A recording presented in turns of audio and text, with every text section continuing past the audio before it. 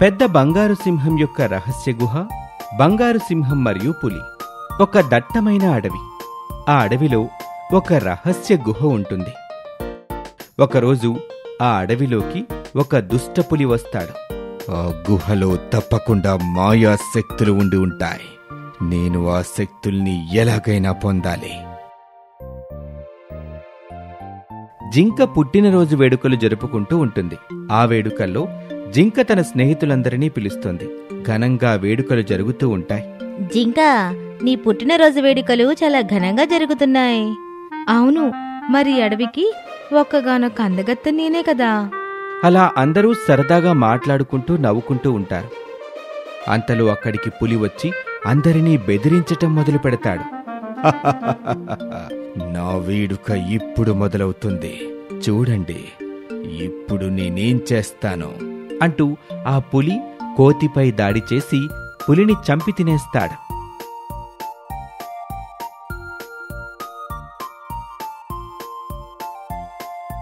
ఓరి దేవుడా, ఇదంతా నా పుట్టినరోజు నాడే జరగల. ఆ దుష్ట పులి మొత్తం నాశనం చేశాడు. కోతి విషయంలో నాకు చాలా బాధగా ఉంది. కొద్దిసేపటి ముందు మనమందరం ఎంత ఆనందంగా ఉన్నాం. ఆ పులొచ్చి మన ఆనందంపై నీళ్లు పోశాడు. కానీ ఇప్పుడు ఆ పులి నుండి తప్పించుకోవడం ఎలా? వాడు బహుశా రేపు కూడా వస్తాడేమో. అంతలో అక్కడికి ఒక ముసలి తాబేలు వచ్చి ఇలా అంటాడు. భయపడకండి. ఈ దుష్టపులి నుండి మనల్ని బంగారు సింహం మాత్రమే కాపాడగలడు. అతన్ని కలవడానికి వెళ్దాం. మరుసటి రోజు ముసలి తాబేలుతో పాటు మిగతా జంతువులన్నీ ఆ గుహ దగ్గరకు చేరుకుంటారు. అంటూ తాబేలు ఒక మంత్రాన్ని చదువుతాడు. దాంతో ఆ గుహ తలుపు తెరుచుకుంటుంది. ఆ గుహలో నుంచి ఒక బంగారు కాంతితో పాటు ఒక బంగారు సింహం ముందుకొస్తాడు. బంగారు సింహాన్ని చూసి అందరూ అవాక్కవుతారు. అప్పుడు తాబేలు, ఒక దుష్టపులి జంతువులని ఇబ్బంది పెడుతున్నాడు. ఆ పులి నుండి జంతువులని కాపాడు. నేనెల్లప్పుడూ ఈ అడవిని కాపాడుకుంటూ వచ్చాను. ఆ దుష్టపులికి నేను మంచి గుణపాఠాన్ని నేర్పుతాను. ఇక అంతలోనే అక్కడికి దుష్టపులి వస్తాడు. గుహ తలుపు తెరుచుకుని ఉండటం చూసి పులి ఎంతో ఆనందిస్తాడు. గట్టిగట్టిగా గాండ్రిస్తాడు.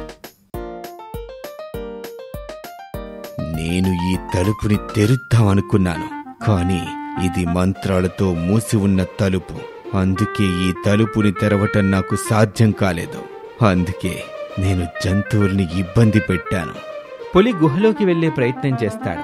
అప్పుడు బంగారు సింహం అతన్ని ఆపుతాడు. లేదు పులి, నువ్వు లోపలికి వెళ్ళలేవు. ముందు నువ్వు ఈ జంతువుల్ని ఇబ్బంది పెట్టినందుకు నాకు సమాధానం చెప్పు. అప్పుడు పులి గట్టిగా నవ్వటం మొదలు పెడతాడు. నువ్వు ఏమనుకున్నావు? నేనేమన్నా సాధారణ పులి అనుకున్నావా? నీ బెదిరింపులకు భయపడిపోతాననుకున్నావా?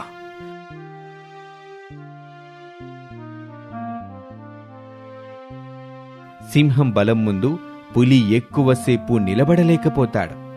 సింహం పులిని చంపేస్తాడు. ఇలా సింహం పులిని చంపి జంతువుల సమస్యను దూరం చేస్తాడు. ఈ కథ ద్వారా మనం తెలుసుకున్న నీతేంటంటే, దుష్టశక్తులు ఎంత బలంగా ఉన్నా మంచి ముందు ఓడిపోక తప్పదు. ఎగిరే సింహం. అడవికి రాజైన సింహం చాలా బలవంతుడు. అలాగే శాంత స్వభావం కలవాడు.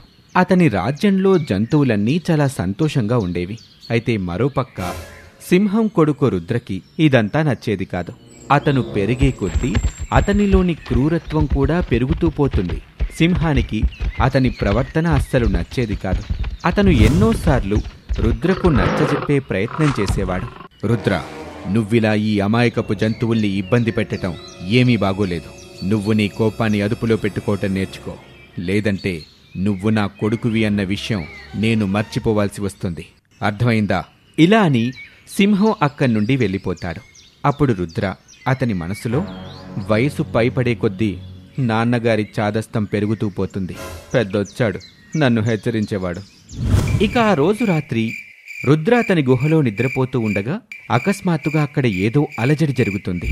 అతను నిద్రలేచి చూస్తే సింహం హడావిడిగా ఎక్కడికో వెళ్తూ కనిపిస్తాడు. అరే, ఇంత రాత్రివేళ ఈ ముసలివాడు ఎక్కడికెళ్తున్నాడు అని అనుకొని రుద్ర సింహాన్ని దొంగచాటుగా వెంబడిస్తాడు. సింహం అడవి బయట ఉన్న గుహలోకి వెళ్తాడు. రుద్ర కూడా అతని వెంట వెళ్తాడు. సింహం ఆ గుహలోకి వెళ్ళగానే గుహ మొత్తం బంగారు కాంతితో నిండిపోతుంది. అలాగే సింహం ఎగిరే సింహంగా మారిపోతాడు. అతని శరీరంపై 2 బంగారు రెక్కలు ఉంటాయి. ఇదంతా చూసి రుద్ర ఆశ్చర్యపోతాడు. అంతలో ఆ గుహలో నుండి ఒక గొంతు వినపడుతుంది. స్వాగతం సింహమా. చూడు, త్వరలోనే పౌర్ణమి రాబోతుంది. అంతవరకు నీ మాయాశక్తుల గురించి ఎవ్వరికీ తెలియకూడదు, ప్రత్యేకించి నీ కొడుకు రుద్రకి. మరో విషయం, నీ మెడలో ఉన్న మణి జాగ్రత్త. పొరపాటున అది వేరే వాళ్ళ చేతిలో పడితే అనర్థం జరుగుతుంది. నీ ప్రాణాలకు కూడా ముప్పు కలగవచ్చు. నేను జాగ్రత్తగా ఉంటాను. కాని నాకు తెలుసు, నా కొడుకు ఒక దుష్టుడు, కిరాతకుడు అని. వాడికి కనుక ఈ విషయం తెలిస్తే అనర్థం జరుగుతుంది. సరే, నేను బయలుదేరతాను. త్వరలో కలుద్దాం అంటూ సింహం గాల్లో ఎగురుకుంటూ అక్కడి నుంచి వెళ్ళిపోతాడు. సింహం అక్కడి నుండి వెళ్ళగానే ఆ గుహలో ఉన్న మొత్తం బంగారు కాంతి మాయమైపోతుంది. నేనీ ముసలివాణ్ణి ఏదో అనుకున్నాను కాని వీడు పెద్ద ఖజానాకి సంబంధించిన తాళం చెవి మెడలో వేసుకుని తిరుగుతున్నాడు. ఆ మణి కనుక నా చేతికి చిక్కితే నేను అందరికన్నా బలవంతునైపోవచ్చు. ఆ తరువాత ఎవ్వరూ నన్ను ఎదుర్కొనే ధైర్యం చేయలేరు. ఈ జంతువులన్నీ నాకు బానిసలుగా మారిపోతాయి. ఇలా ఆలోచించి రుద్ర మరుసటి రోజు దిగాలుగా అతని గుహ బయట కూర్చొని ఉంటాడు. సింహం రుద్రని దిగాలుగా చూసి అతని దగ్గరికి వెళ్ళి, అరే రుద్ర, ఏమైంది? ఎందుకు నువ్వింత దిగులుగా కూర్చున్నావు? రుద్ర ముసలి కన్నీరు కారుస్తూ, నాన్నగారు, నన్ను క్షమించండి. నేను మీ కొడుకైనందుకు ఎంతగానో సిగ్గుపడుతున్నాను. అసలు నాకు బతికే హక్కే లేదు. రుద్ర, ఏమైంది నీకు? ఎందుకిలా పిచ్చి పిచ్చిగా మాట్లాడుతున్నావు? నాన్నగారు, రాత్రి అమ్మ కల్లోకొచ్చింది. అమ్మ నా మీద చాలా కోపంగా ఉంది.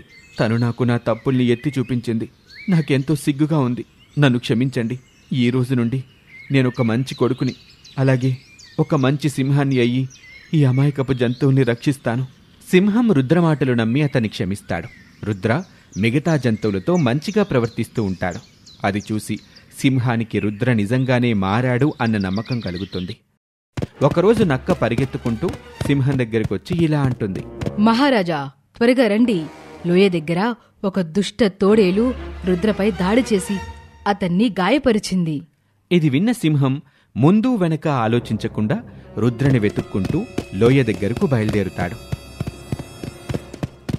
బాబూ, రుద్ర, ఎక్కడున్నావు? సింహం రుద్రని వెతుకుతూ ఉండగా రుద్ర ఒక్కసారిగా వెనక నుండి వచ్చి సింహంపై దాడి చేస్తాడు.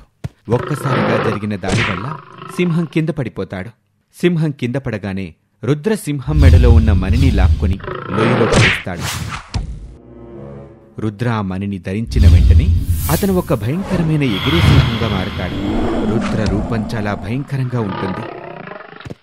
అతని రూపాన్ని చూసి జంతువులు భయపడి తమ తమ ప్రాణాలు కాపాడుకోవటానికి అటూ ఇటూ పరుగులు తీస్తాయి. రుద్ర తన కొత్త రూపాన్ని చూసి ఎంతగానో ఆనందపడుతూ దారిలో ఎదురొచ్చే ప్రతి జంతువుని వేటాడుతూ విధ్వంసం సృష్టిస్తూ ఉంటాడు. మరోపక్క సింహాన్ని ఎలుగుబంటి కాపాడి అతనికి వైద్యం చేస్తాడు. సింహానికి మెలకువ రాగానే అతను ఎలుగుబంటికి ధన్యవాదాలు చెప్పుకొని తిరిగి అడవికొస్తాడు. సింహం రుద్ర రూపాన్ని చూసి కంగారు పడతాడు. రుద్ర మెడలో ఆ మణి ఉన్నంతవరకు నేనేంటి? ఎవ్వరూ అతన్ని ఏమీ చేయలేరు. ఇప్పుడు నేనేం చెయ్యాలి? సింహం ఇలా ఆలోచిస్తూ ఉండగా సింహానికి గుహ గుర్తుకొస్తుంది. అతను వెంటనే గుహ దగ్గరికి వెళ్ళి గుహకి మొత్తం విషయం చెప్తాడు. ఏదైతే జరగకూడదనుకున్నామో అదే జరిగింది. ఇప్పుడు రుద్రని ఆపడానికి ఒకటే మార్గం, నీలమణి. దీనితో రుద్ర ప్రాణాలు కూడా పోవచ్చు. నువ్వు దీనికి సిద్ధమేనా? నేను నా జంతువుల్ని కాపాడుకోవటం కోసం ఎవ్వరినైనా ఎదుర్కొంటాను. నా ముందు నా కొడుకైతే ఏంటి, ఎవ్వరైతే ఏంటి? అది సరే, రుద్ర ఎందుకింత భయంకరంగా మారిపోయాడో? ఇదంతా అతని మెడలో ఉన్న మణి ప్రభావం. ఎవరి మనసులో ఏదైతే ఉంటుందో ఆ మణి వారిని ఎలా మారుస్తుంది. నువ్వు ఒక మంచి మనసున్న సింహానివి, అందుకే నీకు బంగారు రెక్కలు దొరికాయి. రుద్ర కిరాతకుడు, అలాగే కఠిన హృదయం గలవాడు. అందుకే అతనికి భయంకరమైన రూపం దొరికింది. ఇదిగో నీలమణి. సూర్యాస్తమయం అవ్వకముందే నువ్వు ఈ మణి కిరణాలను రుద్రపై వేయి. అతను కాలి బూడిదైపోతాడు. ఇది విన్న సింహం వెంటనే ఆ నీలమణి తీసుకుని రుద్ర దగ్గరికి వెళ్తాడు. రుద్ర అడవిలో విధ్వంసం సృష్టిస్తూ ఉంటాడు. సింహం రుద్రని ఆపుతాడు. రుద్ర సింహాన్ని చూసి అవాక్కవుతాడు. రుద్ర ఏదో ఒక నిర్ణయం తీసుకోకముందే సింహం నీలమణి కిరణాలని రుద్రపై ప్రయోగిస్తాడు. ఆ కిరణాల వల్ల రుద్ర అక్కడికక్కడే కాలి చనిపోతాడు. రుద్ర మరణించిన తర్వాత సింహం నీలమణి మరియు రుద్రమెడలో ఉన్న మణి రెండింటినీ తీసుకెళ్లి నదిలో పడేస్తాడు. ఎందుకంటే ఆ మణులు ఇంకెవరి చేతికి దక్కకూడదని సింహం ఇలా చేస్తాడు. ఇక అడవిలో మళ్లీ తిరిగి సంతోషం నెలకొంటుంది. ఈ కథ ద్వారా మనం తెలుసుకున్న నీతేంటంటే, నిజమైన రాజు చెడును ఎదుర్కోవటం కోసం సొంత వాళ్లను సైతం ఎదుర్కోవటానికి ఎల్లప్పుడూ సిద్ధంగా ఉంటాడు. మాయా కిరీట శక్తులు, సింహం యొక్క మంచితనం మరియు రాక్షస కుక్క. గత కొద్ది రోజులుగా అడవిలో ఓ రాక్షస కుక్క విధ్వంసాన్ని సృష్టించింది. ఆ కుక్క మామూలు కుక్క కాదు, 3 తలల కుక్క. దాని కన్ను పడితే చాలు ఏ జంతువైనా సరే భయంతో చచ్చిపోయేది. ప్రతి ఒక్కరూ దాన్ని చూసి భయపడి అడవిని వదిలి వెళ్దాము అనుకుంటాయి. ఇప్పుడు కలలో కూడా ఆ రాక్షస కుక్కే కనిపిస్తోంది. పిల్లలు నిద్రలో నుండి ఒక్కసారిగా భయపడి లేస్తున్నారు. మాది కూడా అదే పరిస్థితి. భోజనం వెతకడానికి వెళ్దామన్నా భయమేస్తోంది. ఎక్కడ ఆ రాక్షస కుక్క ఎదురు వస్తుందో అని. ఇప్పుడు పరిస్థితి ఎలా ఉందంటే, ఆకలితోనైనా చావాలి, లేదంటే ఆ రాక్షస కుక్క చేతిలోనైనా చావాలి. ఏం చేయాలో అర్థం కావటం లేదు. మన రాజుగారు చాలా మంచివారు, బలశాలి కూడా. కానీ ఆ రాక్షస కుక్క ముందు ఆయనకు కూడా ఏమీ చేయలేకపోతున్నాడు. అయినా మనం ఒక్కసారి వెళ్ళి రాజుగారితో మాట్లాడదాం. ఒకవేళ ఈ సమస్యకి పరిష్కారం దొరకకపోతే అప్పుడు మనం ఈ అడవిని వదిలి శాశ్వతంగా వెళ్ళిపోదాం. ఇలా జంతువులన్నీ దొంగచాటున ఆ రాక్షస కుక్క గురించి మాట్లాడుకుంటూ ఉంటాయి. మరోవైపు ఆ రాక్షస కుక్క నక్కని తన భర్తని చంపేస్తుంది. నక్క యొక్క 3 పసిపిల్లలు చనిపోయిన తమ తల్లిదండ్రుల దగ్గర కూర్చుని ఏడుస్తూ ఉంటాయి. వాళ్ళలా ఏడుస్తూ ఉండగా ఆ రాక్షస కుక్క అక్కడి నుండి వెళ్ళిపోతుంది. మెల్లమెల్లగా అడవి మొత్తం ఈ విషయం తెలుస్తుంది. అందరూ ఆ పిల్లల గురించి కన్నీరు కారుస్తారు. పాపం, ఆ పిల్లల పరిస్థితి ఏంటి ఇప్పుడు? ఆకలితో చచ్చిపోతాయి. లేదు, నేనుండగా అలా జరగటానికి వీల్లేదు. నేను వాళ్ళని నాతో పాటు నా ఇంటికి తీసుకువెళ్తాను. నా పిల్లలతో పాటు వాళ్ళు కూడా నా ఇంట్లోనే ఉంటారు. వీలైనంత త్వరగా నేను నా పిల్లల్ని వాళ్ళని తీసుకొని ఈ అడవి వదిలి వెళ్ళిపోతాను. మనమందరం నీ అడవిని వదిలి వెళ్ళిపోవడమే మంచిది. కానీ అంతకన్నా ముందు మహారాజుతో దీని గురించి మాట్లాడదాం. ఆ రాక్షస కుక్క కడుపు ఇప్పుడే నిండింది. ఇప్పుడది వేటకి బయటకు రాదు. ఇదే సరైన సమయం. మనం రాజుగారి దగ్గరికి వెళ్ళి మాట్లాడుదాం.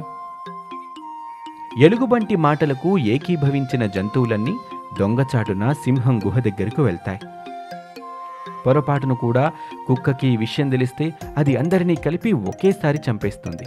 సింహం కూడా ఆ రాక్షస కుక్క నుండి ఎలా బయటపడాలా అని ఆలోచిస్తూ బాధపడుతూ ఉంటుంది. ఇలాంటి భయంకరమైన పరిస్థితిలో మీరందరూ ఒకేసారి మీ ఇళ్లలో నుంచి బయటికెలా వచ్చారు? ఆ రాక్షస కుక్క మిమ్మల్ని చూసిందంటే ఘోరం జరిగిపోతుంది. మహారాజా, మీరు నక్క మరియు దాని కుటుంబం గురించి వినే ఉంటారు. మా పరిస్థితి కూడా ఎక్కడ అలా అవుతుందా అని మాకు కంగారుగా ఉంది. అందుకనే మేము మా కుటుంబంతో పాటు ఈ అడవిని వదిలిపెట్టి వెళ్ళిపోవాలనుకుంటున్నాం. ఈ విషయం గురించి మీతో మాట్లాడదామని ఇక్కడికి వచ్చాం. మీరు చెప్పిన మాటలు వాస్తవం. నేను కూడా అదే ఆలోచించి విసిగిపోయాను. మీరు నాకు కేవలం 2 రోజుల సమయం ఇవ్వండి. అప్పటికీ నేను ఏమీ చేయలేకపోతే నేను మీకు మాటిస్తున్నాను, మీతో పాటు నేను కూడా ఈ అడవిని వదిలి వెళ్ళిపోతాను. ఇవాల్టి నుండి నక్క పిల్లల్ని చూసుకునే బాధ్యత నాది. నేను వాళ్ళ బాగోగులు చూసుకుంటాను.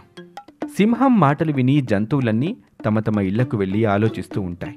మరోపక్క సింహం కూడా తన గుహలో ఆడుకుంటున్న నక్క పిల్లల్ని చూసి ఆలోచనలో పడుతుంది. ఎలా ఆ కుక్కని అంతం చెయ్యాలా అనుకుంటూ ఉంటుంది.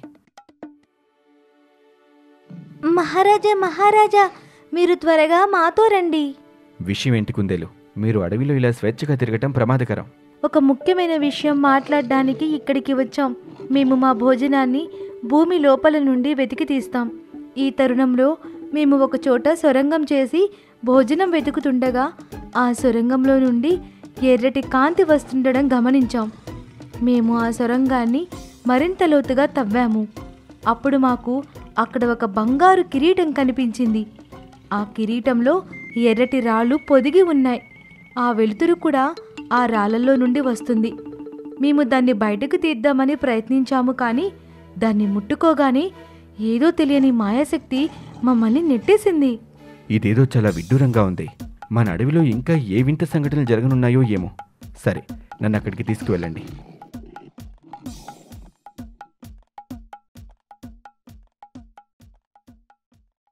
ధైర్యంతో ఆ కిరీటాన్ని ముట్టుకుంటాడు. సింహం కిరీటాన్ని ముట్టుకోగానే ఆ రాళ్లల్లో నుంచి వచ్చే వెలుతురు ఒక్కసారిగా శాంతిస్తుంది. ఆ కిరీటం తనంతట తాను సింహం తలపైకొస్తుంది. ఏం జరుగుతుంది ఇక్కడ? ఈ కిరీటం దానంతట అదే నా తలపై ఎలా వచ్చింది? మహారాజా, ఇప్పుడు మీరు కూడా ఆ ఎర్రటి వెలుతురులో మెరుస్తున్నారు. సింహానికి మెల్లమెల్లగా బలం పెరిగింది. ఆ మాయా కిరీటం సింహానికి కొన్ని మాయాశక్తుల్ని ఇస్తుంది. అప్పుడు సింహానికి తన శక్తుల గురించి తెలుస్తుంది. సింహానికి నమ్మకం కలుగుతుంది. ఇప్పుడు ఆ రాక్షస కుక్కని ఎదుర్కొని అతి సులువుగా దాన్ని ఓడించగలను అనుకుంటుంది. వెంటనే అతను ఆ రాక్షస కుక్కని వెతుక్కుంటూ బయలుదేరతాడు. మరోవైపు కుందేలు ఈ విషయం మిగతా జంతువులకి చెప్పడానికి వెళ్తాయి. ఈ విషయం విన్న జంతువులన్నీ ఆశ్చర్యపోతాయి, ఆనందపడతాయి. వాళ్లల్లో ఒక ఆశ మొదలవుతుంది. సింహం కుక్కని వెతుకుతూ వెతుకుతూ దాని దగ్గరకు వెళ్తుంది. ఇదేంటి? ఏమైంది నీకు? నీ తల మీద ఏం పెట్టుకున్నావు? ఇవాళ నువ్వు నీ చావుని వెతుక్కుంటూ నా దగ్గరకు వచ్చావనుకుంటా అని రాక్షస కుక్క అంటుంది. నా చావు కాదు, నీ చావు దగ్గర పడింది. నా దగ్గర ఈ పవిత్రమైన కిరీట శక్తులు ఉన్నాయి. నేనివ్వాల నిన్ను చంపే తీరుతాను. తను సమయం వృధా చేయకుండా సింహంపై దాడి చేస్తుంది. సింహం ఇప్పుడు మామూలు సింహం కాదు. మాయా కిరీట శక్తులతో సింహం చాలా బలంగా మారిపోయింది. కుక్క తిరిగి దాడి చేసే సమయం దొరకదు. కుక్కకి తీవ్ర గాయాలవుతాయి. అయినప్పటికీ అది తన ఓటమిని అంగీకరించదు.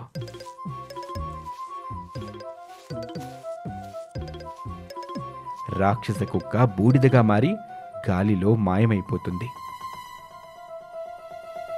మహారాజా, ఇప్పుడు మీరు ఈ కిరీటాన్ని ఏం చేస్తారు? ఇది కూడా ఒక ప్రశ్నేనా? ఆ కిరీటం రాజుగారిది, అందుకని మహారాజు గారు ఆ కిరీటాన్ని తన దగ్గరే ఉంచుకుంటారు. లేదు, ఈ కిరీటం మనల్ని ఆ రాక్షస కుక్క నుంచి రక్షించటానికి మన దగ్గరికి వచ్చింది. మనం ఎప్పుడు పడితే అప్పుడు దీన్ని ఉపయోగించలేం. అందుకనే మనం దీన్ని ఎక్కడైనా దాచేద్దాం. అవసరమైనప్పుడు మాత్రమే దీన్ని ఉపయోగిద్దాం. సింహం మాటలకి అందరూ ఏకీభవిస్తారు. మరోసారి సింహం తన ఉదార మనసుని నిరూపించుకుంటుంది. రాక్షస కుక్క బాధ తొలగిపోతుంది. ఇప్పుడు జంతువులన్నీ ఆనందంగా తమ జీవనాన్ని అడవిలో కొనసాగిస్తూ ఉంటాయి. ఈ కథ ద్వారా మనం తెలుసుకున్న నీతి ఏంటంటే, ఏ శక్తినైనా కేవలం సమయం వచ్చినప్పుడు మాత్రమే ఉపయోగించాలి. ఈ స్టోరీ మీకు నచ్చితే మా ఛానల్ని ఇప్పుడే సబ్స్క్రైబ్ చేసుకోండి. Thank you for watching.